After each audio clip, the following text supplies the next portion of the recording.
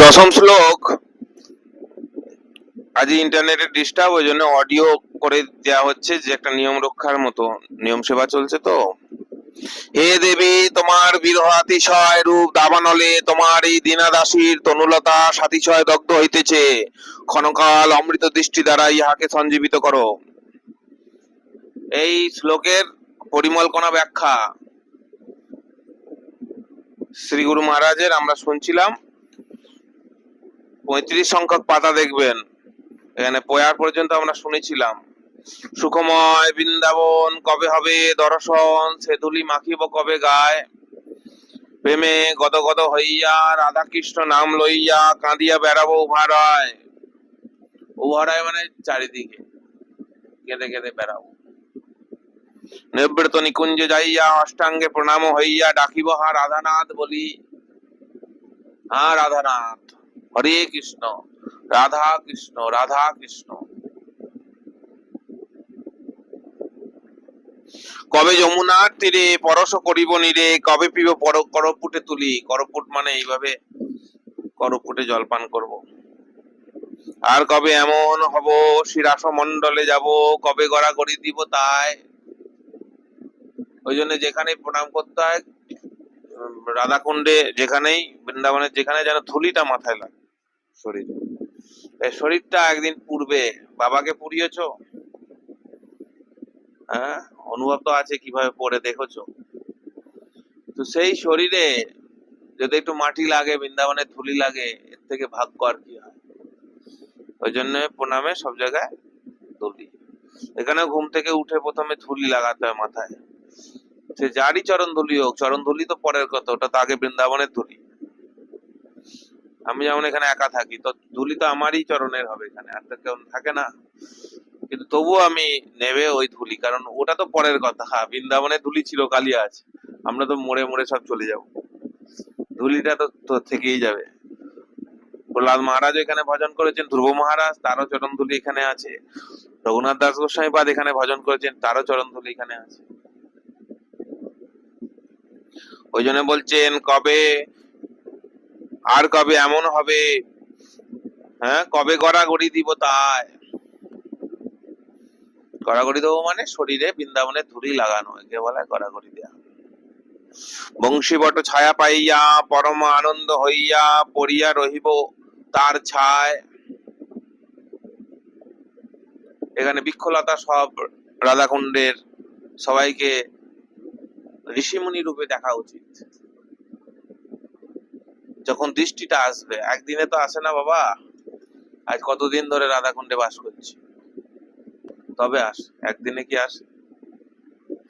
কত সময় লাগে। তো সময় কার জন্য দিচ্ছি আমি, এটা খুব মহত্বপূর্ণ কথা। যে যেখানে বেশি সময় দেবে সেইটা তার সফল হয়ে যাবে। রাধাকুণ্ডে আপনি সময় দিন, দেখুন রাধাকুণ্ডের রাধা গোবিন্দ পেয়ে যাবেন। সংসারে সময় দিন, সংসারে নানা কিছু হবে।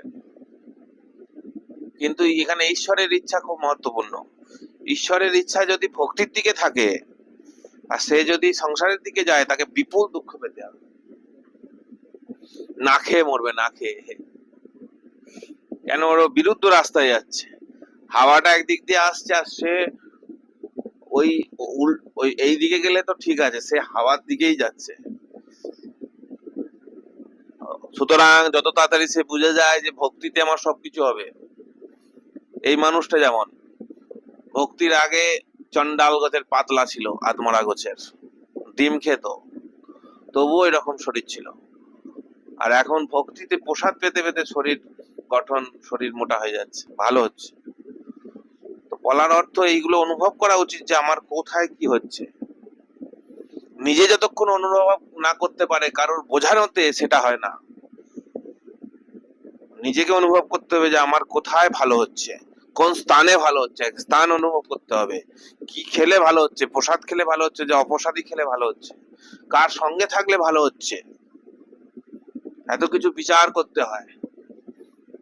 ওই জন্য হরিদাস ঠাকুরকে অদ্বৈত বাবু বললেন, বৈষ্ণব, একজন বৈষ্ণব 100 ব্রাহ্মণের সমান হয়, সে যে কোনো জাতের হোক। সে ছোট জাত হোক, সৎ চাষি হোক, মেথর হোক, কায়স্থ হোক, বলছে 100 ব্রাহ্মণের সমান হয় একটা বৈষ্ণব। মানে 100 ব্রাহ্মণের মতো তার বিবেক থাকে, বিচার থাকে, বুদ্ধি থাকে। ভুল তো করাতে পারবে না। বৈষ্ণব যদি ভালো বৈষ্ণব হয় তাকে ভুল করাতে পারবেন না। আর কেউ যদি ভুল করে সে 1 সেকেন্ডে বলে দেবে এটা ভুল করছো। ভুল করলে কি হবে, সেটা তার দুঃখ পাবে সে। কোনো কিছুতে যদি ভুল করা হয় তার ফলটা ভালো আর আসবে না। ওই জন্য বংশীবট ছায়া পাইয়া পরম আনন্দ হইয়া পড়িয়া রহিব তার ছায়। রাধাকুণ্ডে পড়ে থাকবো। পড়ে যে পড়ে থাকে তার কি সবকিছু ফিটফাট থাকে? পড়ে থাকে মানে সে কাজ করে না। যা জুটিয়ে দিচ্ছে রাধারানী খাচ্ছে, যেমন দিচ্ছে তেমন আছে। এখানে সাজ গোজ ফিটফাট কোথা থেকে আসে? এখানে তো বলছে পড়িয়া রহিব তার ছায়, পড়ে থাক। পড়ে থাকা মানে কি? কোনো ব্যবস্থাহীন ভাবে পড়ে থাকা। এইবারে রাধারানী চাইলে খুব ব্যবস্থা দেবে, কিন্তু নিজে থেকে ব্যবস্থা করার বা সাজুগুজু সাজবাজ করার ইচ্ছা হওয়া উচিত নয়। এই যে পড়িয়া রহিব তার ছায়, যদি না বুঝতে পারো গুরুজনকে দেখো সে কিভাবে পড়ে আছে, সেটা দেখেই সে গতকাল গেছে। সেটা যারা বড় সাধক তারা যেটা আচরণ করে, ছোট সাধককে সেই রকম হওয়ার ইচ্ছা করা উচিত। গেছে গতকাল বাবার লেখনীতে। কবে গোবর্ধনগিরি দেখিব নয়ন ভরি, কবে হবে রাধাকুণ্ডে বাস।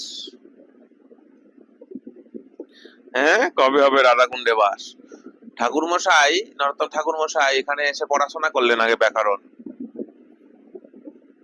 ব্যাকরণ সব থেকে পড়া কঠিন। দেখো সকাল থেকে 3-4 বার আমাদের খাওয়া দাওয়া হয়ে গেল, লোকজন আসছে, হইচই, দান নিচ্ছি, দান দিচ্ছি, সবই হলো, পড়াশোনাটা হলো না। ওইটা সব থেকে কঠিন কাজ।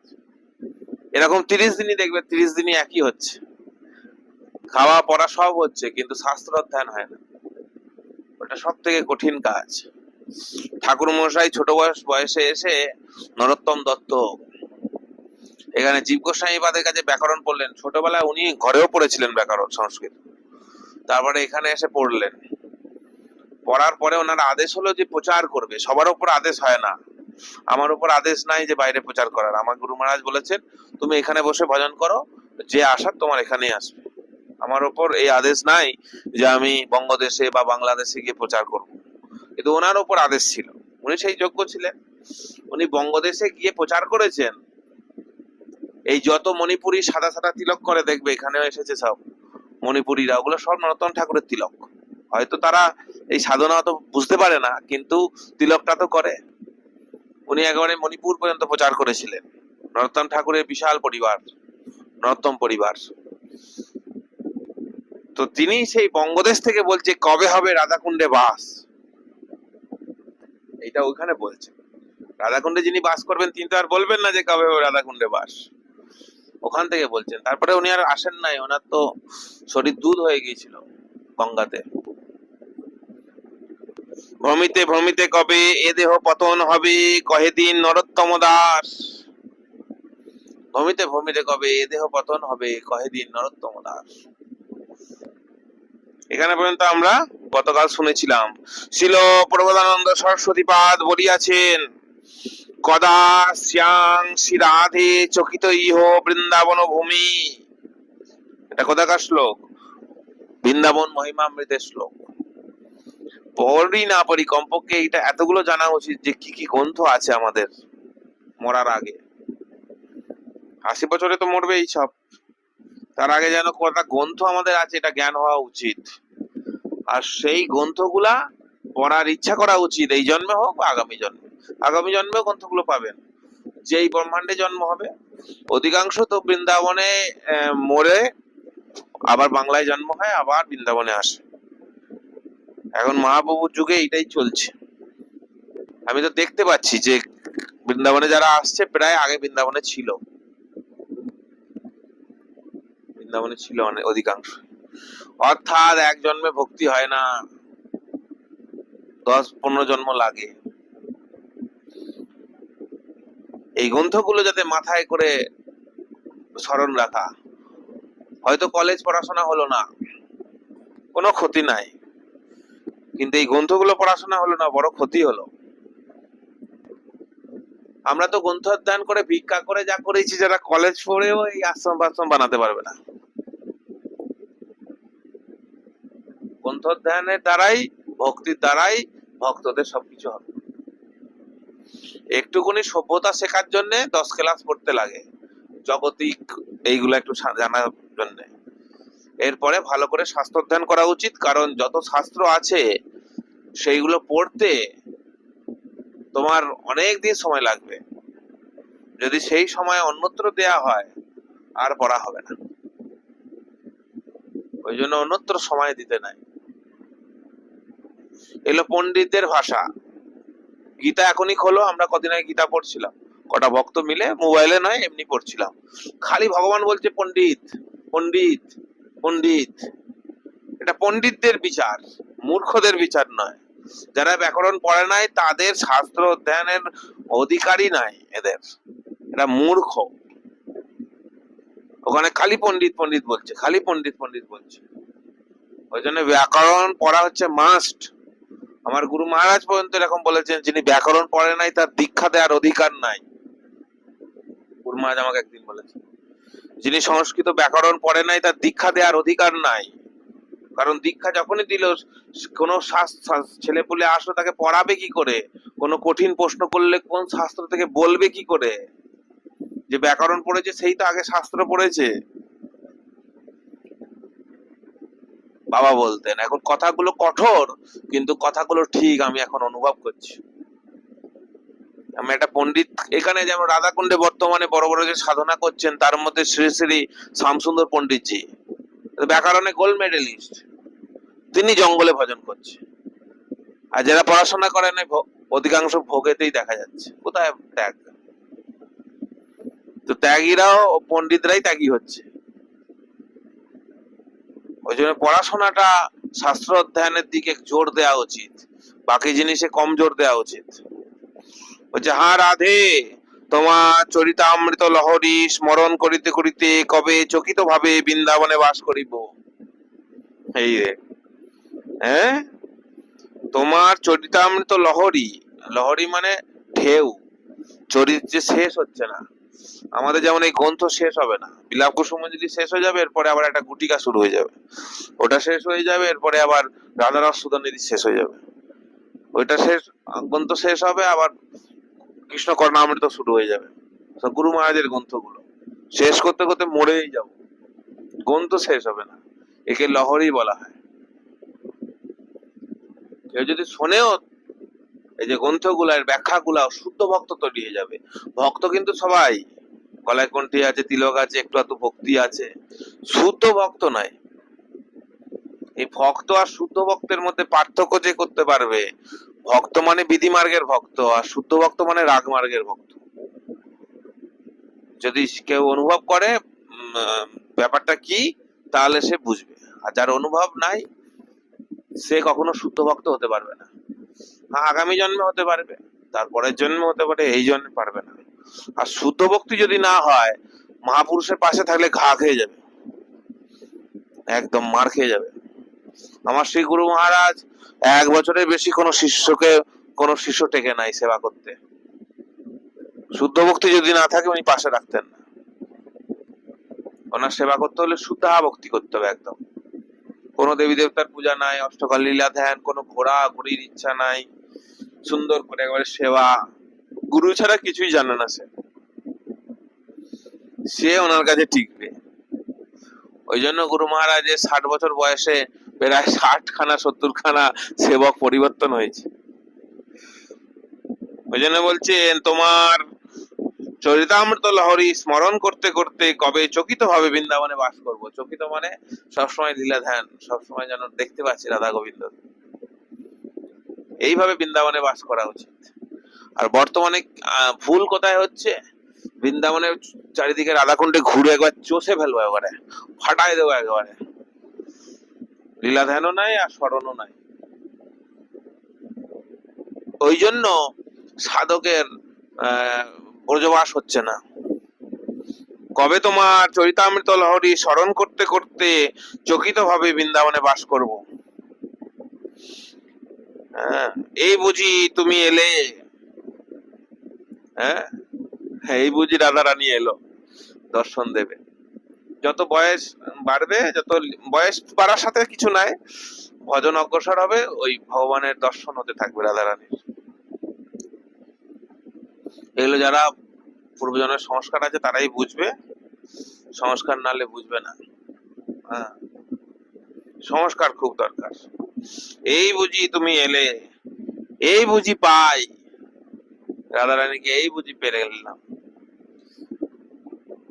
এই বুঝি পাই, এই রূপে তোমার দর্শন লালসায় চারিপানে তাকাচ্ছি চারিদিকে।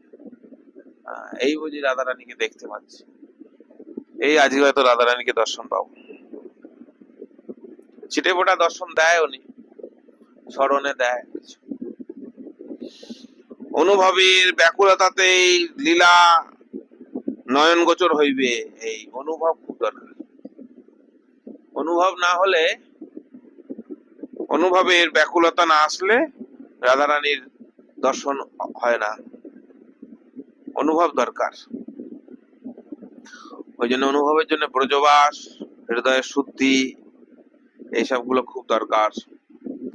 অনুভব, অনুভব মানে যেসব ঘটছে সেগুলো ভেতরেই তার অনুভব হওয়া, মানে জ্ঞানটা বিজ্ঞান হয়ে যাওয়া একে বলা হয়। সে তখন আন্দাজেই বলে দেবে যে এইটা হতে পারে, একে অনুভব বলা হয়। বৃন্দাবনে বাস করিয়াও মাতৃ জীবের কোনো অনুভব নাই। রাধাকুণ্ডে বাস করে নিজের নিজের দ্বারা অপরকে বলছেন, বাবা আমাদের কোনো অনুভব নাই। কোথা থেকে অনুভব হবে? যা ভজন করলাম, নানান জায়গায় ভান্ডারা খেয়ে, নানান জায়গায় উৎপাত করে, আর সব ওগুলোকে শেষই করে দেওয়া, তাহলে রইলো কি? ভজন সাধন তো কিছু রইলো না। তাহলে অনুভবটা আসবে কি করে? অনুভব তো ভক্তি করাবে, বুদ্ধির দ্বারা হবে না। বুদ্ধির দ্বারা স্কুলে কলেজে গিয়ে ওস্তাদি দেখানো হবে, কিন্তু ভক্তিতে বুদ্ধির দ্বারা হবে না। ভক্তিতে শুদ্ধি দরকার, এখানে শুদ্ধির কাজ আছে।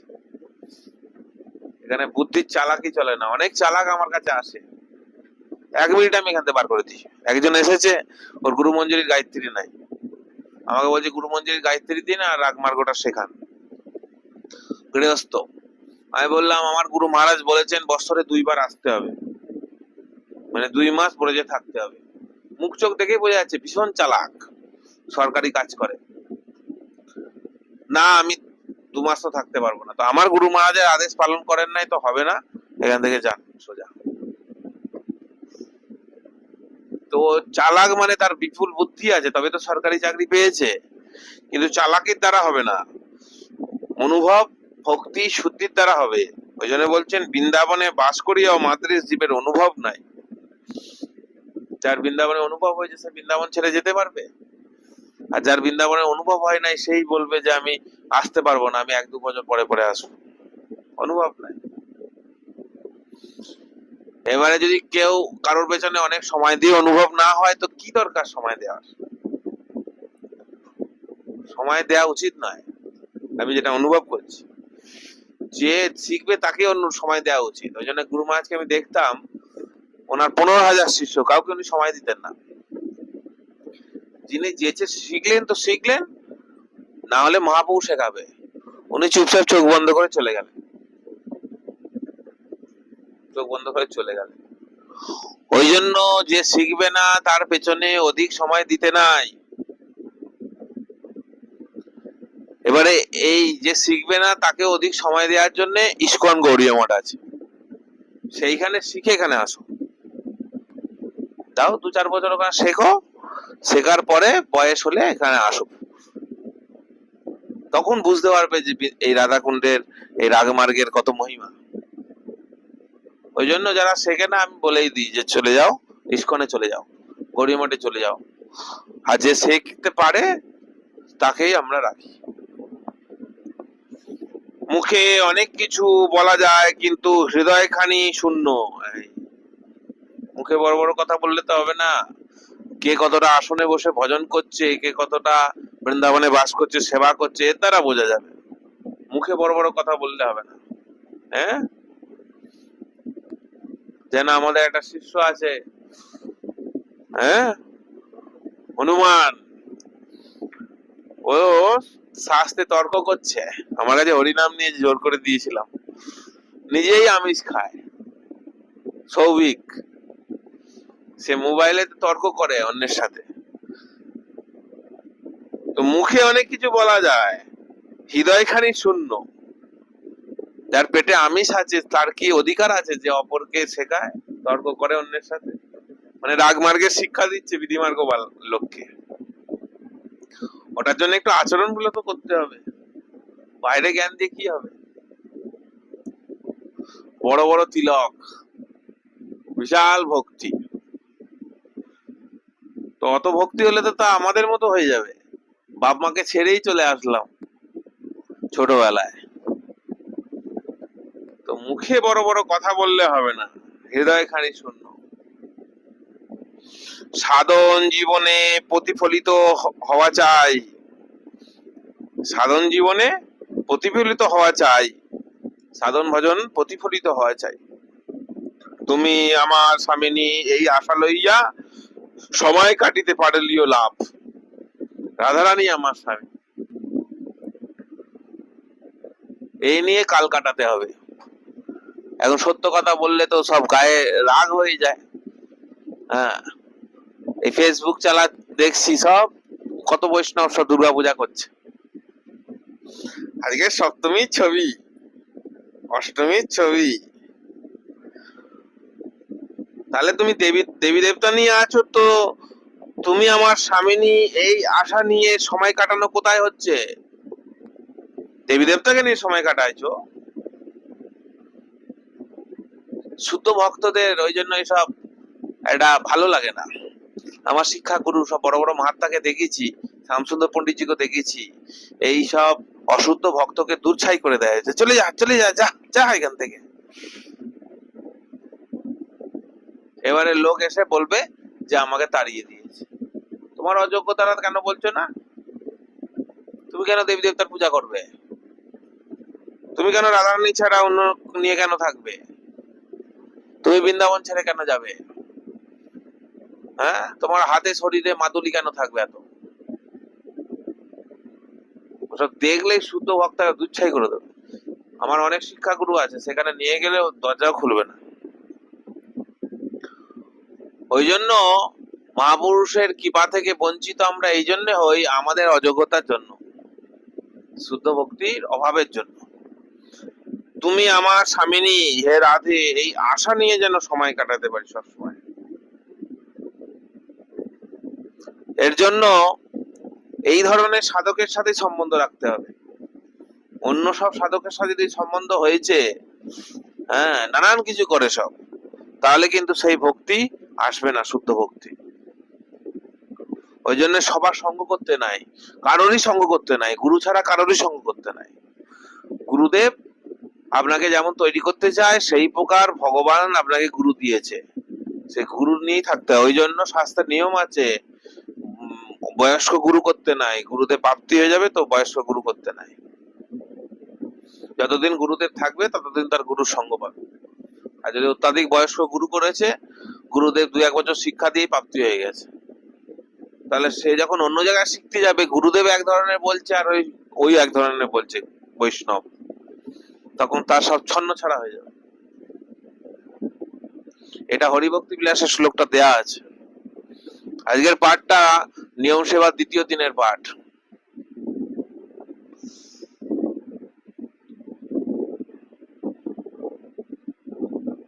ওই জন্য শ্রীপাদ বলিতেছেন, হে দেবী, শ্রীপাদ মানে রঘুনাথ দাস গোস্বামী পাদ, হে দেবী তোমার চরণ পদ্ম দাসী কাম, হে দেবী শ্রী রাধে আমি তোমারই পাদ পদ্মের দাসী। তোমারই, তোমারই, খালি তোমারই। যার এই প্রকার দাসভাব থাকবে সে কি করে করতে পারি দেবী দেবতার পূজা? কি করে সম্ভব? সম্ভবই নয়। তার মানে সে মিথ্যে কথা বলছে। যারা দেবী দেবতার কোনো ভাবে যুক্ত আছে, সে সম্পূর্ণরূপে রাধারানীর চরণে আমি তোমারই পাদ পদ্মের দাসী, এটা আসে নাই। মন তোমারই আশ্রিত, তোমারই আশ্রিত। এগুলো একদিনে হয় না বাবা। সিদ্ধ প্রণালী নিয়ে, ভালো করে মন্ত্র নিয়ে, রাধা গায়ত্রী নিয়ে কমপক্ষে কমপক্ষে 12 বছর বৃন্দাবনে সাধনা করতে হবে, বা 24 বছর, তবে গিয়ে এটা আসে। তোমার বিরহের আতিশয্য রূপ দাবানল, তাহাতে দগ্ধীভূত দীনা দাসীর দেহলতা দাহ করছে। এই তোমারই দাসী যখন এত বিপুল ভালোবাসা যে তার দর্শন না হয়ে যেন মনে হচ্ছে শরীর আমার জ্বলছে। যে যাকে খুব ভালোবাসে তার এটা হয়। যেমন কেউ বাপকে বা খুব ভালোবাসে, আসক্তি আছে পূর্ব জন্মের, বাপ মা কেউ, সে হয়তো ঘরের বাইরে গেছে যেন মনে হচ্ছে অ্যাক্সিডেন্ট হয়ে যাবে, তার জন্য চিন্তা হয়। এটা কোথা থেকে হচ্ছে? আসক্তি থেকে হচ্ছে। ওইটা ভজন করতে করতে যখন রাধারানীতে আসবে, ভগবানে আসবে, তখন ভগবানের জন্য খালি চিন্তা হবে। এটাই মুখের কথা। হ্যাঁ, মোহটাকে এদিক থেকে ঘুরিয়ে এদিকে আনা, এটা ভক্তি করাতে পারে। ভেতরে যদি গুরু পরম্পরার ভক্তি থাকে, সেই এটা করাতে পারে।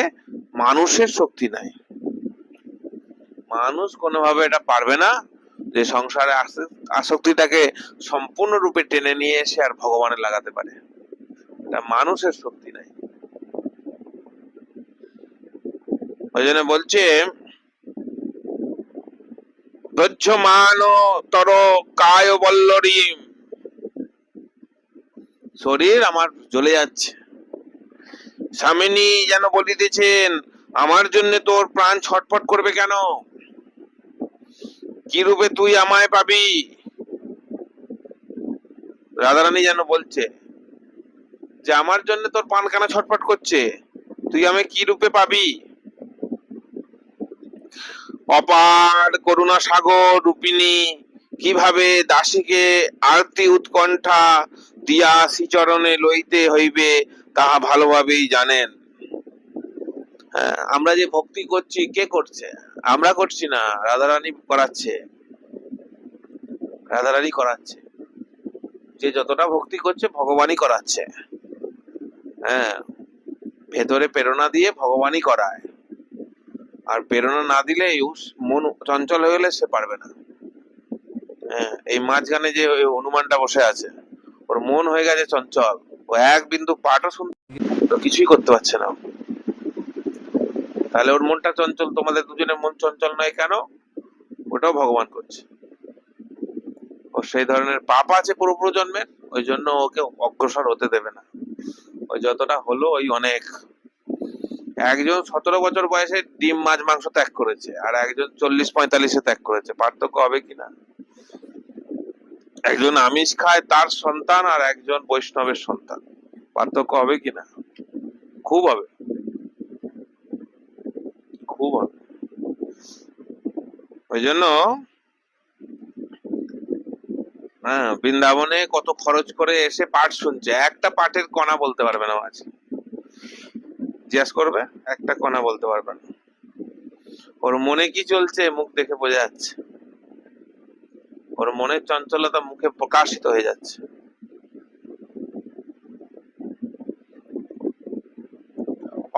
অপার করুণা সাগর রূপিণী কিভাবে দাসীকে আরতি উৎকণ্ঠা দিয়া শ্রীচরণে লইতে হইবে তাহা ভালোভাবেই জানেন। কিভাবে রাধারানী সব জানে, কিভাবে কাকে ভজন করাতে হবে। ওর এখন ইচ্ছা খাটে শোয়ার, কিন্তু এখানে সম্ভব হচ্ছে না। সমস্যাটা এইখানে। এখন তার শরীরে হয়ে গেছে ভয়ঙ্কর রোগ। সে এখন বুঝছে যে ওই মায়ের চক্করে গেলে আমি বেশি দিন বাঁচবো না। বাঁচাতে যদি পারে, গুরুদেবী বাঁচাতে পারে, ও বুঝে গেছে। নাহলে ওর বিপুল ইচ্ছা যে আগের মতো যে খাটে শুয়ে শুয়ে 45 বছর কাটিয়েছে, এখনো ওটাই ওর ইচ্ছা। কিন্তু ওকে এমন রোগ দিয়ে দিয়েছে শরীরে, ও বুঝে গেছে যে ওই দিক থেকে আমি মরেই যাব, বা এমন কষ্ট দেবে আমার প্রাণ বার করে দেবে, আমার আর উপায় নাই। ওই জন্য আমাদের দিকে আসছে। এটাও ভগবানের কৃপা। দুঃখ না দিলে সুখের সন্ধান কেউ তো কখনো করতো না। দুঃখ না পেলে সুখের সন্ধান কেউ তো কখনো করতো না। আমি ছোটবেলা আমার খাবার ছিল না, এক বিন্দু খাবার নাই, এমন 7.5 শনি চলছে, ওটা ভিখারি করে দিয়েছে। তখন সব জগতে মাসি পিসির ছেলে সবার বড় বড় সব, তারা কি সব কম্পিটিশন, আমার ছেলে এত বড়, আমার মেয়ে এত বড় হয়েছে। দেখবে কম্পিটিশন কাকে বলে, ওর দামি কাপড়, জগতে তো এটাই চলে, ও এরকম ঘর বানিয়েছে। এই সব দেখে আমি তো ওই কম্পিটিশনে লড়তে পারবো না, কারণ আমাকে তো ভিখারি করে রেখেছে। এমন দুঃখ পেয়েছি সংসারে, তখন দেখলাম গুরুচরণ ছাড়া আমার, তখন আমি মুন্ডায়ন করে মাথা ন্যাড়া হয়ে, কত বছর বয়স, 18 বছর বয়স, মাথা ন্যাড়া করে ফেলেছি, এমন কষ্ট দিয়েছে। গুরুদেবের কাছে থাকলে মাথা ন্যাড়া হয়ে থাকতে হবে। আমার আগের গুরুরও মাথার কেস ছিল না, পরের গুরুরও মাথার কেস নাই। বিধিমার্গের গুরু ছিলেন আগে। তো দুঃখ না পেলে সুখের সন্ধান কেউ তো কখনো করতো না। সবাই এইভাবে এসেছে। যেইভাবে ভক্তিতে আসুক সেটাই বড় জিনিস।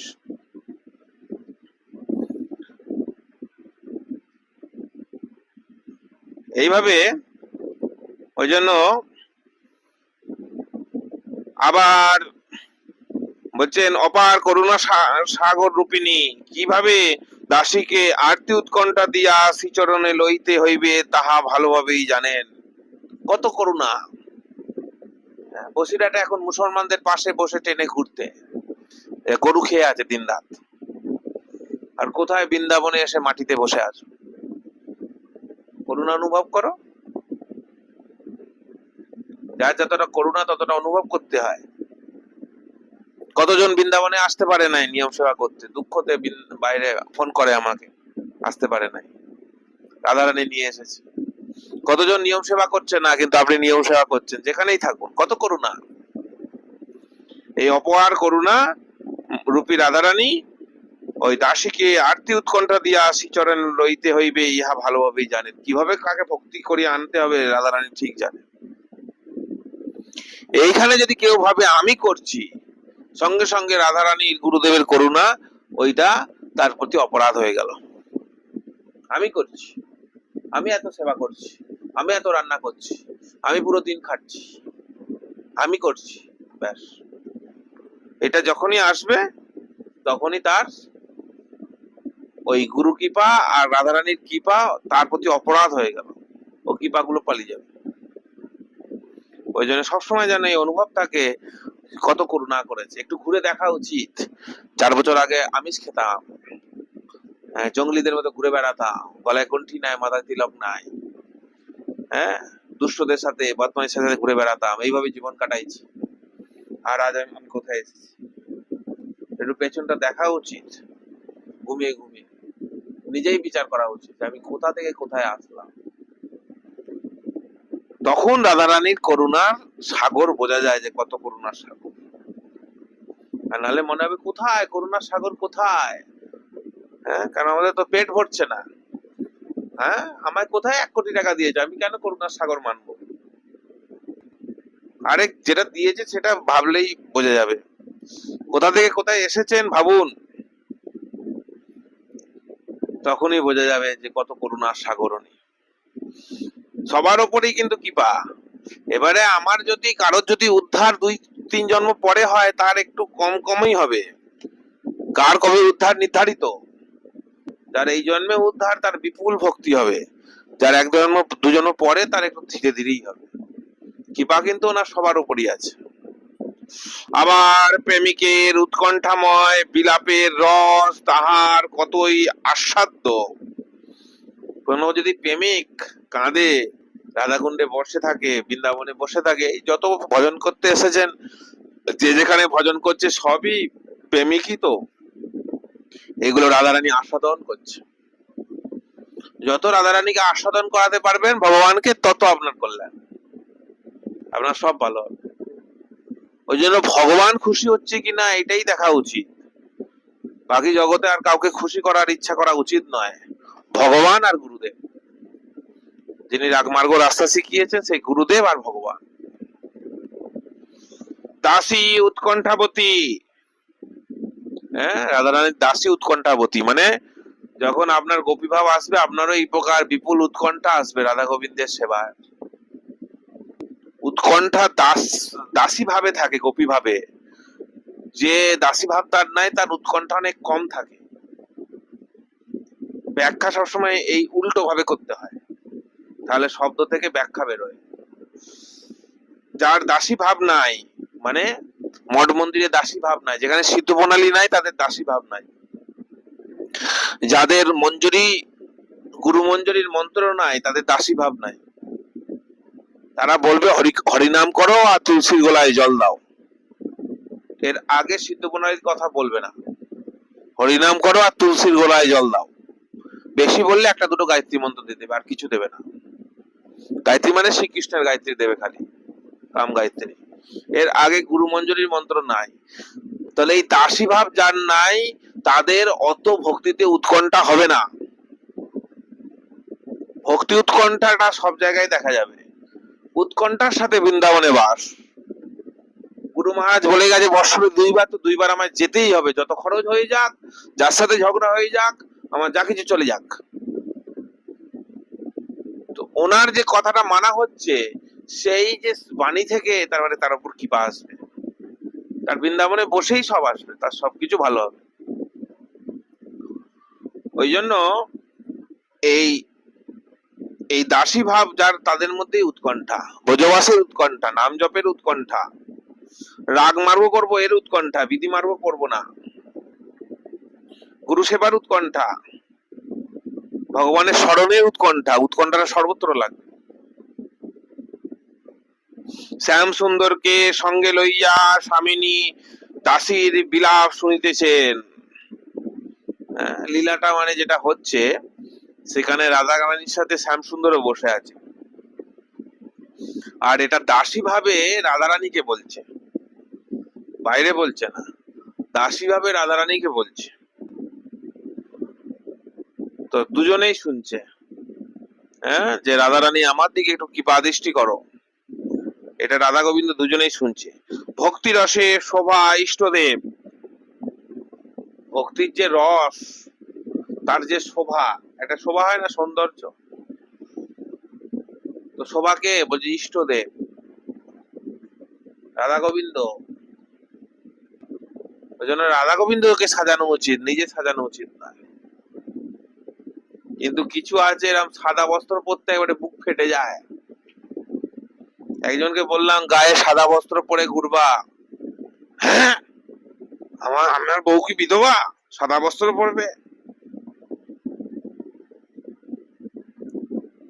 সাদা বস্ত্র এই জন্য পরা হয় যে রাধা গোবিন্দকে সাজাবো, নিজেকে সাজাবো না। শোভা কার করব? রাধা গোবিন্দের। ভক্তি রসের শোভা হচ্ছে ইষ্টদেব, নিজের শোভা করে কোনো লাভ নাই। কত বিবাহ হলো, কত বিবাহ বিচ্ছেদ হয়ে গেল, কত প্রেম হলো, কত ব্রেকআপ হয়ে গেল, কত সম্বন্ধ হলো, কত সম্বন্ধ শেষ হয়ে গেল। ওদিকে সময় দিয়ে লাভ নাই। শোভা সাজানো উচিত রাধা গোবিন্দকে। ভক্তি রসের ভোক্তা, ভক্তি রসের ভোক্তা হচ্ছে ইষ্টদেব। আমাদের যে ভক্তির রস, সেটা আস্বাদন করে রাধা গোবিন্দ। আপনার হৃদয়ে যেই প্রকার ভক্তি আসবে, সেটা আস্বাদন করে রাধা গোবিন্দ।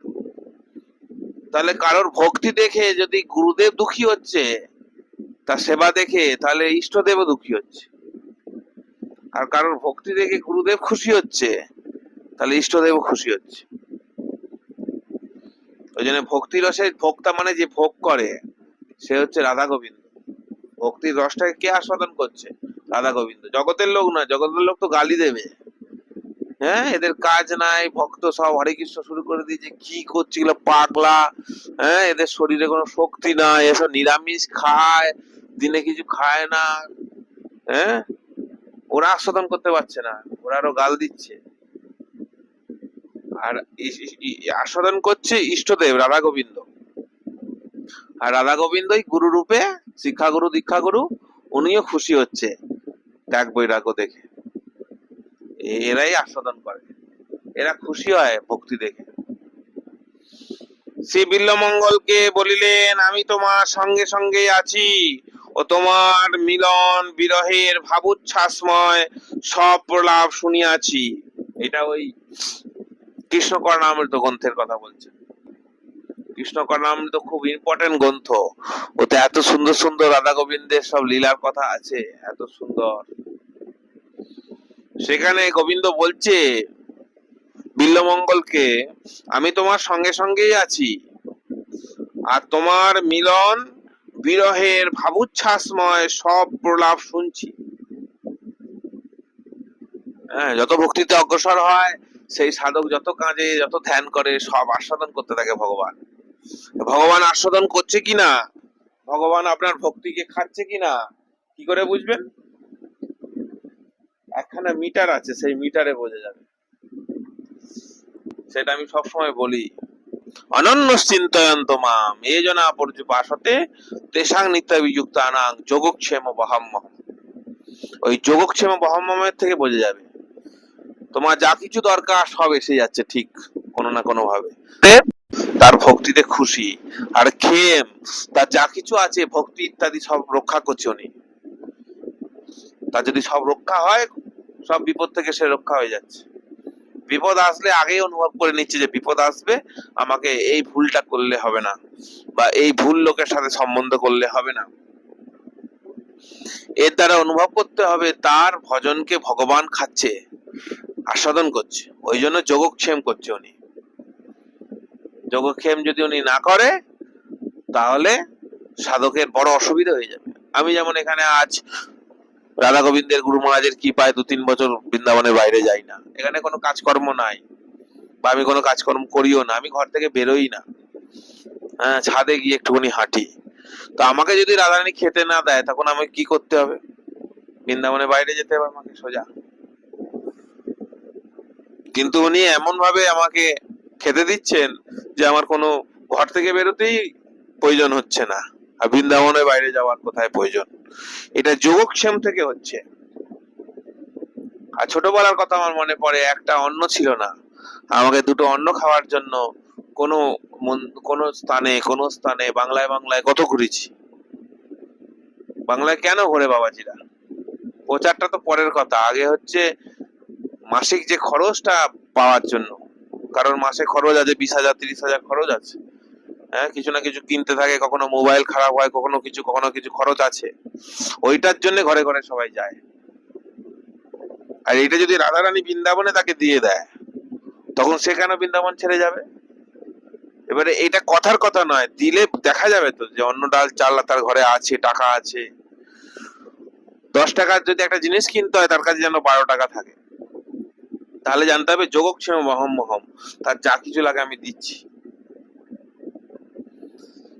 এর দ্বারা বোঝা যায় যে ভক্তি তার সবকিছু ভগবান সবসময় শুনছে, দেখছে, তার সেবা নিচ্ছে।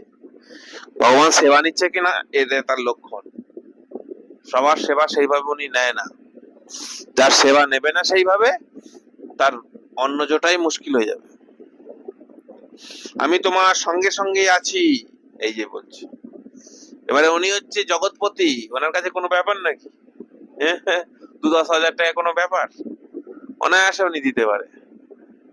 কিন্তু যখনই উনি তার সেবাটা নিচ্ছে না ঠিকভাবে, তখনই তার দুর্ভাগ্যটা এসে যাচ্ছে। পূর্বজন্মে যে পাপ করেছে ওর সবকিছু আটকে দিচ্ছে। যোগক্ষেমটা আটকাচ্ছে, সবকিছু মানে যোগ, যা কিছু লাগবে আটকাচ্ছে। আর ক্ষেম, হয়তো বিপদে পড়ে গেল, জেলখানায় চলে গেল, এই যে রক্ষা করছে না উনি। বৈষ্ণব জেলখানায় চলে যাচ্ছে, কেউ পাশের লোকের সাথে ঝগড়া হয়ে গেল, মার্ডার করতে আসছে, সবসময় অসুরক্ষিত, কখন মরে যায় কোনো ঠিক নাই, এই ক্ষেমও হচ্ছে না। এইগুলোকে এইভাবে অনুভব করে নিজেকে অনুভব করতে হয়। আমি এগুলোকে বিচার করি, অনুভব করি। তোমার মিলন বিরহের ভাবোচ্ছ্বাসময় সব প্রলাপ শুনছি। মিলন হলে এক প্রকার প্রলাপ করছে, আনন্দ, আর যখন বিরহ হচ্ছে ভগবানের সাথে তখন বিল্বমঙ্গল দুঃখ করছে। এই গোবিন্দ বলছে আমি দুটোই শুনছি।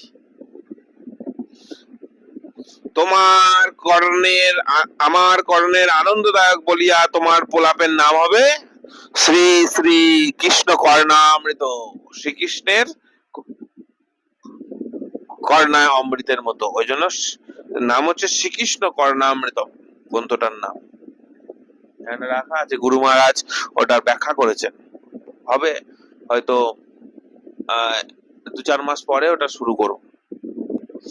শ্রীপাদের আরতি হৃদয় বিদারক, যারা ভক্তি আছে তাদের হৃদয়কে বিদীর্ণ করে দেবে। ভক্তি না থাকলে এসব বুঝতে পারবে না। ভক্তি থাকলেই রঘুনাথ দাস গোস্বামী পাদের যে বিরহ হৃদয়কে বিদারিত করে দেবে। কেউ যদি ছোট বয়স থেকে ভক্তি শুরু করে, সৎ পরম্পরায় দীক্ষিত হয়, 24খানা গায়ত্রী মন্ত্র থাকে, ভালো করে গুরু ভক্তি থাকে, তারপরে ব্যাকরণ ইত্যাদি পড়ে থাকে, আর ঠিকভাবে রাগমার্গ বুঝে যায়, এইভাবে ভক্তি করতে করতে করতে যখন 60 বছর বয়স হবে, সেই সময় এই বিরহ কথাগুলো হৃদয়কে যেন বিদারিত করে দেবে। তখন এটার আস্বাদন করতে পারবে সে। তার আগে বুঝবে না। এটা বাবা 80 বছর বয়সে টিকা লিখছেন। বাবার বয়স এখন 80, উনি 93 বছর ছিলেন জগতে। তা 80 বছর বয়সে, 90 বছর বয়সে যখন লিখছেন, সেই সময় তার হৃদয়ের অনুভব এটা। ওই জন্য লিখছেন শ্রীপাদের আরতি হৃদয় বিদারক, হৃদয়কে যেন একেবারে বিদারিত করছে। প্রচন্ড বিরাহ দাবানল, কারণ বুড়ো হয়ে গেলে শরীর সব ইন্দ্রিয়গুলো শিথিল হয়ে যায়, মরবো মরবো অনুভব হয়, আর কোনো ভোগ করতে পারে না। তখন ভগবানের প্রতি বিপুল ভাব উৎপন্ন হয়।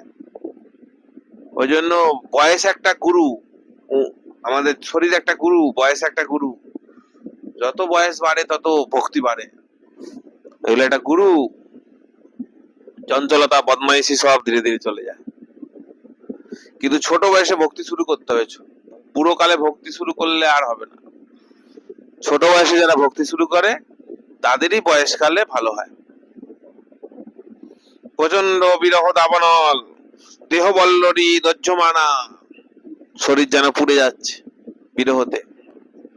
নিবেদন না করিয়া থাকিতে পারিতেছেন না, আমি তোমার চরণ কমলের দাসী।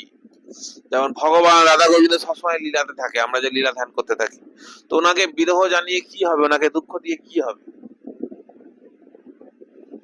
হ্যাঁ, কেউ যেন নিজের দুঃখ অপরকে বলে না, কেন সে শুনে দুঃখ পাবে, নিজেই সহ্য করে নেয়। তো রঘুনাথ দাস গোস্বামী পাদ অর্থাৎ এই যে তুলসী মঞ্জরি, সে নিজের বিরহকে সহন করছে, কিন্তু যখন একদম পারছে না তখন বেরিয়ে আসছে। প্রেসার কুকারে যেন গ্যাস থাকে, জলের বাষ্প, ও যতটা পারে নিজেকে ওর মধ্যে রাখে, যখন পারে না তখন শো শো করে বেরিয়ে আসে। এটাই বলছেন, নিবেদন না করিয়া থাকিতে পারিতেছি না। এত বেড়ে গেছে বিরহ যে আর পারা যাচ্ছে না। এটাকে দশম দশা বলা হয়। দশাতে মৃত্যু এসে যায়, মরে না, মরার মতো অবস্থা হয়ে যায়, রোগ আসে, দশম দশা বলা হয়। এটা সব ভক্তির কথা বাবা। যে ভক্তি করে না, গুরু পরম্পরা ঠিকঠাক নাই, সেই সব বুঝবে না। তাদের কাছে এগুলো জঙ্গলে কাঁদার সমান। জঙ্গলে কেঁদে কে দেখবে আপনাকে? কোনো দেয়ালের সামনে কেঁদে কে হবে, কি দেখবে কেউ?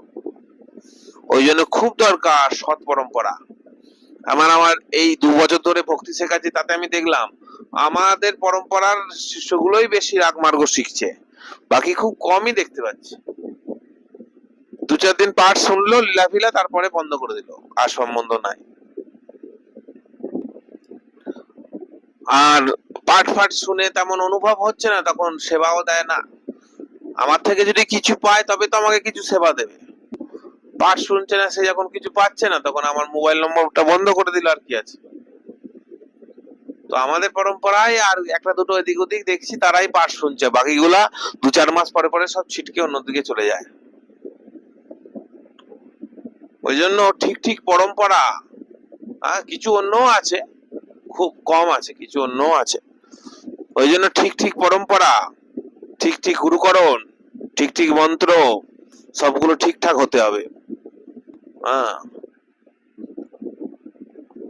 গুরুদেব যদি একটু কাঁচা হয়, পরম গুরুদেব যেন আবার শক্তিশালী থাকে সেই প্রকার, তাতে হবে। ওই জন্য বলছেন প্রচন্ড বিরহ দাবানল দেহ বল্লরী দাহ্যমানা, নিবেদন না করিয়া থাকিতে পারিতেছি না, আমি তোমার চরণ কমলের দাসী। পরম সুশীতল এই চরণ বুকে নিয়ে শ্যাম সুন্দর জোড়াইয়া যান। রাধারানীর চরণ বুকে নিয়ে শ্যাম সুন্দর জুড়িয়ে যায় নিকুঞ্জ লীলাতে।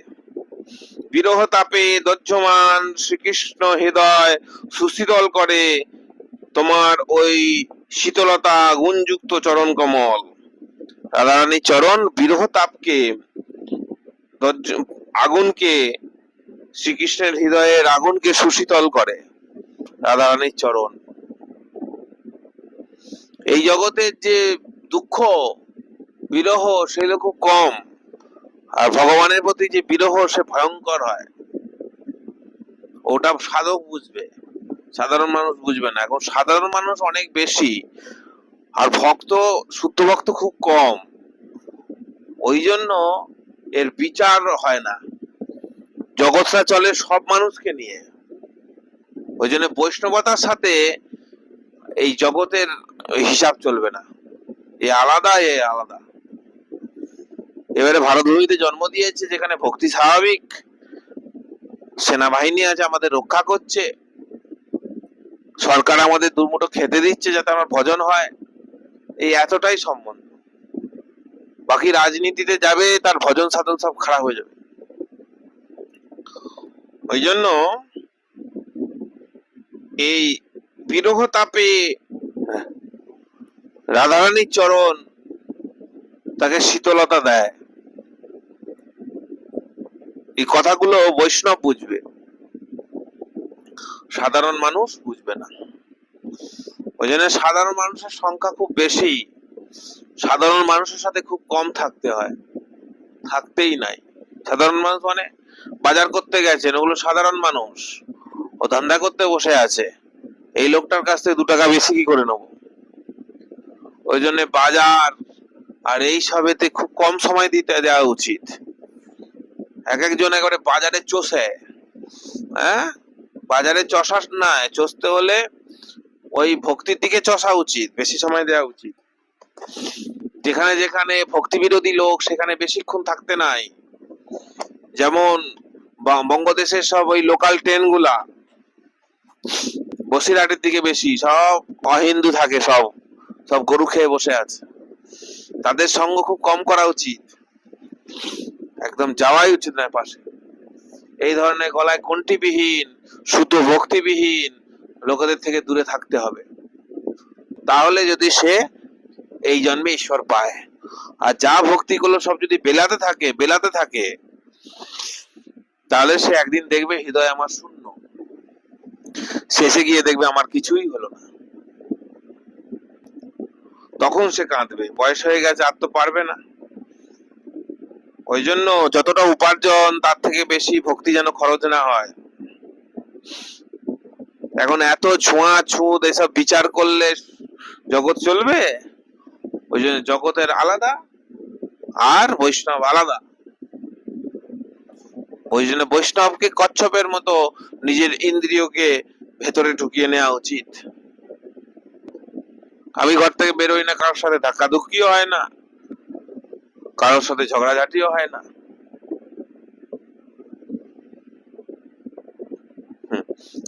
একটা বুড়ি এসেছিল এখানে, বাংলাদেশের বুড়ি, ওই ঘরে উৎসবের দিন আমাকে এসে বলছে ও ঘোরে খালি, ওই কালবেলায় 4-5 ঘন্টা ঘোরে, তো ঘুরতে ঘুরতে রাধাকুণ্ডে কাকে দিয়েছে ধাক্কা, আর সে তাকে 2-4টে কথা শোনায় দিয়েছে। তো আমাকে এসে বলছে, বাবা হ্যাঁ আমি হাঁটছি, বাংলার লোক আর কি, তো বাংলায় ওই তো ঘোরাঘুরি ঠেকা ঠেকি এই নিয়েই সব করে এসেছে। বলছে আমি একজনকে ধাক্কা দিয়ে দিয়েছি, একটুকুনি কি ধাক্কা লেগে গেছে শরীরে, আমাকে একেবারে ক্যালকাল ক্যালকাল করে একবারে কেলাইয়া দিল। বাংলাদেশের ভাষা তো, ক্যালকাল ক্যালকাল করে কেলাইয়া দিল। কেলানো মানে মারাকে বলা হয়, ওখানে ওটা গালি বলা হয় না, মারাকে ওই শব্দটা ব্যবহার করে। ও বলছে আরে তুমি ছবিই কেন কাউকে, তো ওই জন্য যত ইন্দ্রিয়কে নিয়ন্ত্রণ করে আমি বাইরে বেরোবো না, তো আমাকে কেউ ওইসব বলবে না যে হ্যাঁ, যে আপনি আমাকে ধাক্কা দিয়ে দিয়েছেন। ওই জন্য অনেকে ওই ছোঁয়াছুত বিচার করে খুব।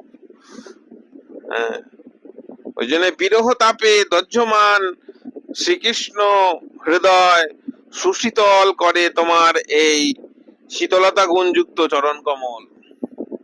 রাধারানীর চরণ কমল শ্রীকৃষ্ণের হৃদয়কে শীতল করে, তো আমাদের হৃদয়কে তো শীতল করবেই। বলার অর্থ সংসারে যত দুঃখ হোক আর ভগবানের প্রতি বিরহতে যত দুঃখ হোক, সবার একটাই ঔষধ হচ্ছে রাধারানীর চরণ, একটাই ওষুধ। বিরহ দাবানলে দহ্যমান এই দিনার কায়বল্লরী, বিরহ দাবানলে পুড়ে যাচ্ছে, একবার নিরীক্ষণ অমৃতে বাঁচাও। একবার যত রাধা গোবিন্দের স্মরণে দর্শন হতে থাকবে, তত হৃদয়ে বিরহ সব দুঃখ চলে যাবে। নিরীক্ষণ করো, একবার দেখে আমায় বাঁচাও, একবার দর্শন দাও হে রাধে। শ্রীপাদ তো নিত্য পরিকর, সাধন সিদ্ধ প্রেমিকের উৎকণ্ঠায় কত অপূর্ব। ইনি হচ্ছেন নিত্য পরিকর। মহাপ্রভু যারা পরিকর তারা সব গোপী, তারাই রাধারানী মহাপ্রভু হয়ে এসেছে, আর অন্য মঞ্জরীরা সব ওই রাধা মহাপ্রভুর পার্ষদ হয়ে এসেছে। তাদের শরীর আর আমাদের শরীর আলাদা, তাদের শরীর আর আমাদের শরীর আলাদা। তারা 2 ঘন্টা দিনে ঘুমাতেন, তাতেই ভজন করতেন। আর এখানে একটু ঘুম হয় না, একবার চোখ বন্ধ করে একবার শুয়েই পড়লো, আর পাঠেতে ঘুমায় কাটাই দিল। তাহলে তাদের শরীর আর এই শরীর আলাদা। কখনো যেন কোনো সাধক না ভাবে যে 6 গোস্বামী বা 64 মাহান্তের মতো আমার শরীর, ঠকে যাবে। আমরা পরবর্তীকালে আমাদের অনেক তমগুণ শরীর, আর ওনাদের সিদ্ধ শরীর। ওনারা যে তপস্যা করবে আমরা পারবো না। ওই যে বলছেন শ্রীপাদ নিত্য পরিকর, উনি এই কর্মবন্ধনে এই জগতে জন্ম নেয় নাই, উনি জগৎকে শিক্ষা দেওয়ার জন্য এই জগতে এসেছেন, গোপীভাব শিক্ষা দেওয়ার জন্য। আর আমরা হচ্ছি কর্মবন্ধনে জন্ম হয়েছে আমাদের।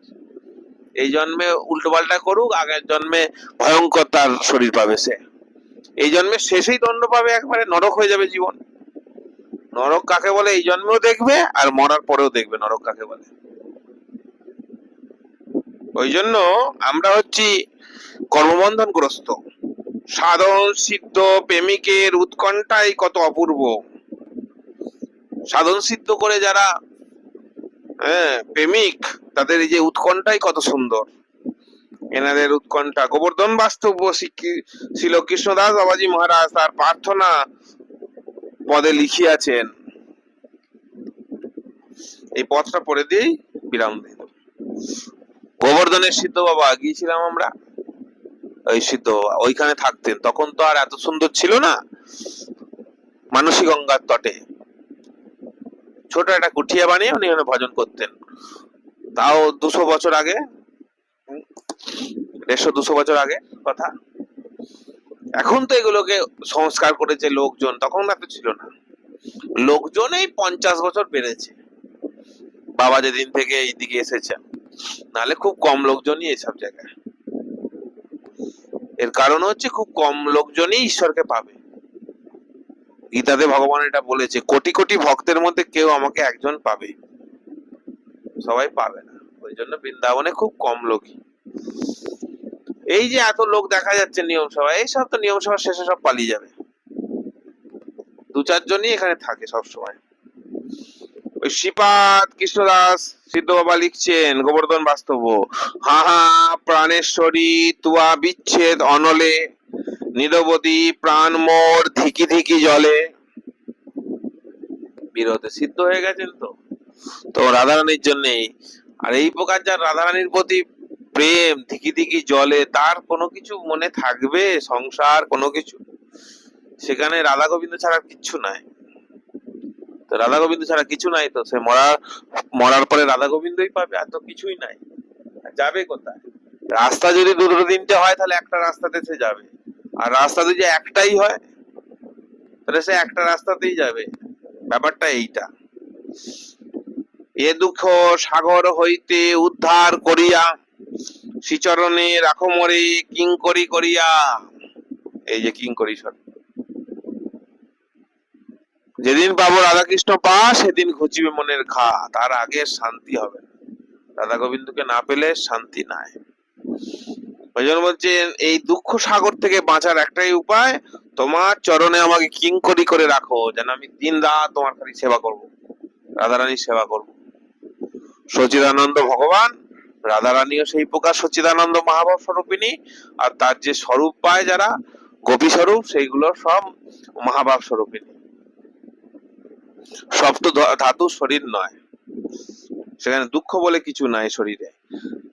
হেনদিন কি হবে তবসী মুখের বাণী, কর্ণেতে শুনিব আর নুপুরের ধ্বনি। হ্যাঁ, রাধারানী যেন এখন গোবিন্দের আশায় প্রসাদ পাঠাবে, তো চঞ্চল হয়ে যাচ্ছে, তার চরণে নুপুরের ধ্বনি ওখানে থাকলেই শোনা যাবে।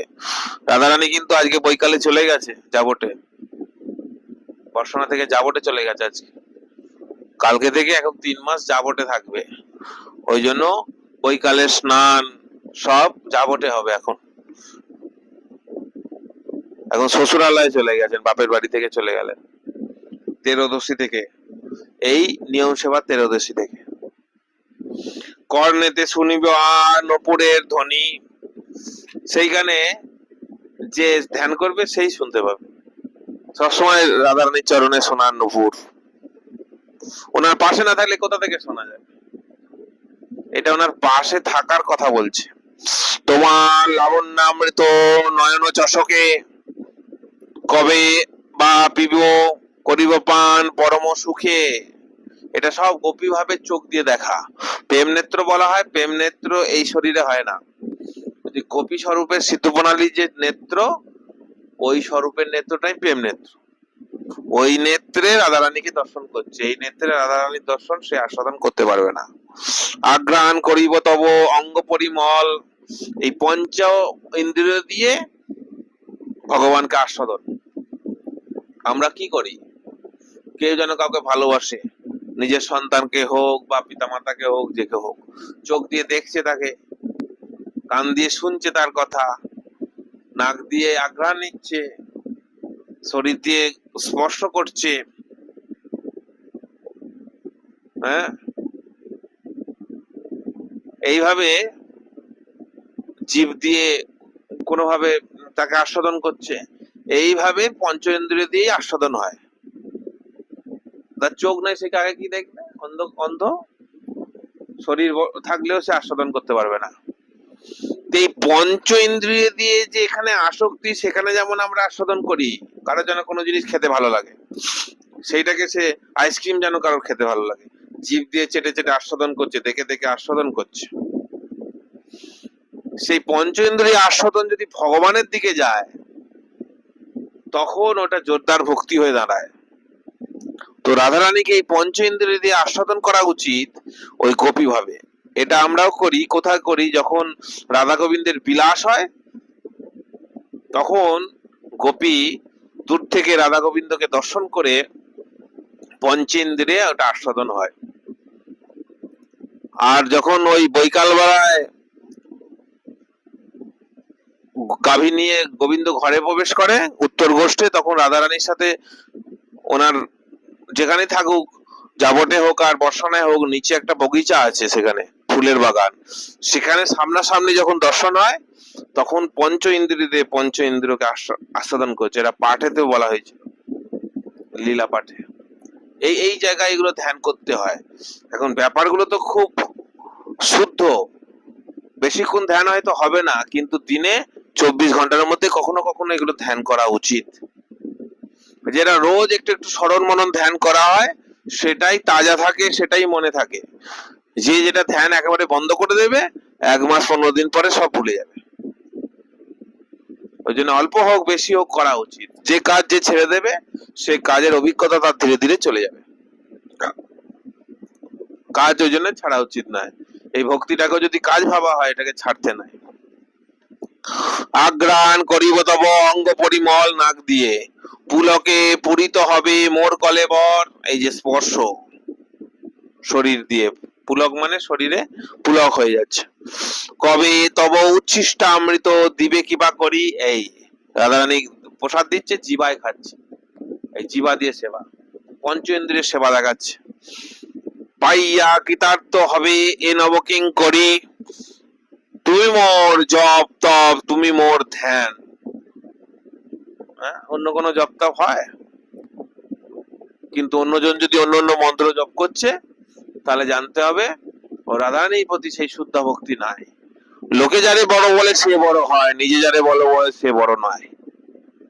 সে তো বললে হবে না যে আমি বড় ভক্ত। যারা ভক্তি বোঝে তারা বলে দেবে যে আপনার ঠিক রাস্তা ঠিক চলছে না। তুমি মোর জপ তপ তুমি মোর ধ্যান, জন্মাবধি তোমা বিনা নাহি জানি আন। কান্তালি সহিত তুমি যথায় বিরহ বিহর, কৃপা করি সেই স্থানে মোরে দাসী করো। কান্ত আলী, কান্ত মানে হচ্ছে শ্রীকৃষ্ণ, আর আলী মানে হচ্ছে সখী। রাধারানী শ্রীকৃষ্ণকে নিয়ে এবং সখীদের নিয়ে গোবর্ধনে হোক, বৃন্দাবনে হোক, যমুনা তটে হোক, রাধাকুণ্ডে হোক, বর্ষানায় হোক, যেখানে লীলা করছে আমি যেন সেখানে তোমার সেবায় থাকি। হ্যাঁ, রূপে গুণে ডগমগী সদা হব অনুরাগী, বসতি করিব সখী মাছ। এই তো রাধারানী ললিতা বিশাখা এতজন আছে, তো মন তো দর্শন করছেই, তো মনের আর মানুষ দেখার আর অন্য দেখার ইচ্ছা পূর্ণ হয়ে যায়। অনেকে ভাবে যে ঘরে একা বসে বসে কি করে এসে থাকে। আমি তো দেখছি এত সব গোপী সবাইকে দেখছি, তো মন ওইতেই পূর্ণ হয়ে যায়। অর্থাৎ নির্জনে যারা ভজন করে তারা জগতের মতো পাগল হয়ে যায় না, তারা তাদের মন ওইতেই তাদের মন তুষ্ট হয়ে যায়। অনেক জনকে দেখলাম, রাধারানী গোবিন্দ সকলকে তো দেখছি, দিন রাত সবসময় দেখছি। ওই জন্য মনে আর অন্য কাউকে দেখার সে আকাঙ্ক্ষা থাকে না। কাঁদে দিন কৃষ্ণদাস দন্তে তিন ধরি, কৃপা করি সেই স্থানে করো মোরে দাসী। কাঁদে দিন কৃষ্ণদাস দন্তে তিন ধরি, দাঁতে তিন ধরা মানে দৈন্যতা দেখানো, দাঁতে তিন ধরে। আগে হতো, এখন আর এগুলো দেখা যায় না। রূপ গোস্বামী দান্তে তিন ধরে মহাপ্রভুকে প্রণাম করেছিলেন, রূপ সনাতন যখন মালদায় গিয়েছিলেন মহাপ্রভু। অভিলাষ পূর্ণ মোর করো হেম গৌরী, আমাদের অভিলাষকে পূর্ণ করবে হেম গৌরী, সোনার মতো রাধারানী। আর কে অভিলাষ পূর্ণ করবে? কোন দেবী দেবতার শক্তি নাই যে তার থেকে বড় রাধারানীকে দিতে পারে। রাধারানীকে রাধারানী দিতে পারে, আর কেউ দিতে পারে না। এক বেটা এখানে এসেছে, এসে এটা ভালোই ভক্ত, শিবলিঙ্গ পূজা করছে। আমি দুঃখ পেলাম এসব দেখে, বলছে রাধারানীর কৃপা দেবে, আশিব রাধারানীর প্রেম ভক্তি দেবে না, রাধারানীর প্রেম রাধারানী দেবে। ওতে বরং ঋষিকে গোবিন্দ সেবা না পুজিব দেবী দেবা, শুদ্ধ ভক্তির হানি করা হলো, আর কিছু করা হলো না। আর এক বেটা তো আরো উৎপাত, সে এতগুলো শালগ্রাম শিলা নিয়ে এসেছে, নারায়ণ শিলা, ও যে আপনি পূজা করুন টাকা পাবেন অনেক। তো টাকা তো রাধারানী এমনি দিচ্ছে, চলার মতো তো আশ্রম খাবার দাবার সবই দিচ্ছে। ওই তো ওই গিরিরাজেরই সেবা চিরকাল করে আসলাম, তার দিয়ে তো সব হয়ে যাচ্ছে। ওই জন্য শুদ্ধ ভক্তিতে থাকা উচিত এবং শুদ্ধ ভক্তি করা উচিত, কারোর কথাতে আসা উচিত নয়। এবারে আমাদের চালাকি আছে অনেক, যেটা গুরুদেব না বলবে সেটা গুরুদেবকে জিজ্ঞাসা না করেই করা, আর যেটা গুরুদেব হ্যাঁ বলতে পারে তখন গুরুদেবকে জিজ্ঞাসা করা। ওই জন্য চালাকির দ্বারা কখনো মহৎ কার্য হয় নাই। যারা যারা চালাকি করে তাদের ব্রজবাসও নাই, ভক্তির অনুভবও নাই, না সংসারে রইলো না এই দিকে রইলো, দুদিকই গেল। তার সংসারে তো চলবে না, বৈরাগী ভক্ত কি করে সংসার চলবে? আর এইদিকে শুদ্ধ ভক্তি নাই, গুরুদেব ভালো পায় না, তার না ওই দিকে রইলো না এইদিকে রইলো। কথাগুলো ভালো করে বোঝা উচিত, ভালো করে ধ্যান করা উচিত। আমার কথাগুলো দুবার তিনবার পাঠগুলো শোনা উচিত। এইভাবে নিয়ম সেবা দ্বিতীয় দিনের পাঠ। আজকের পাঠটা ইন্টারনেট বন্ধ হয়ে গেছে এখানে, চলছেই না মোবাইল, দু চারবার অনেকবার চেষ্টা করলাম, ওই জন্য অডিও বানিয়ে দিয়েছি, ওই শুনে নিন সবাই, অডিওর সাথে ওই ছবি আসবে। হ্যাঁ, এইভাবে পাঠ শুনবেন। আগামীকাল ইন্টারনেট ভালো হোক, যাই হোক, পাঠ তো রোজই হবে। আজকের ভাগবতী কথা এখানে বিরাম দেয়া হলো। জয় জয় রাধে কৃষ্ণ, রাধে গোবিন্দ, জয় জয় শ্যাম সুন্দর মদন মোহন, বৃন্দাবন চন্দ্র রাধারমন, রাস বিহারী শ্রী গোকুলানন্দ, রাধাকান্ত রাধা বিনোদ শ্রী রাধে গোবিন্দ, রাসেশ্বরী বিনোদিনী ভানুকুল চন্দ্র, ললিতা বিশাখায়াদি যত সখী বৃন্দ, শিরূপ মঞ্জরি আদি মঞ্জরি অনঙ্গ, জয় জয় পূর্ণমাসী কুন্দ লতা, জয় বীরা বৃন্দ, তোমরা সবে মিলে করো দয়া, আমি অতি মন্দ, যেন আকুল পানে গাইতে পারি হা রাধে গোবিন্দ, যেন ব্যাকুল পানে গাইতে পারি হা রাধে গোবিন্দ, গাইতে পারি হা রাধে গোবিন্দ, জয় জয় রাধে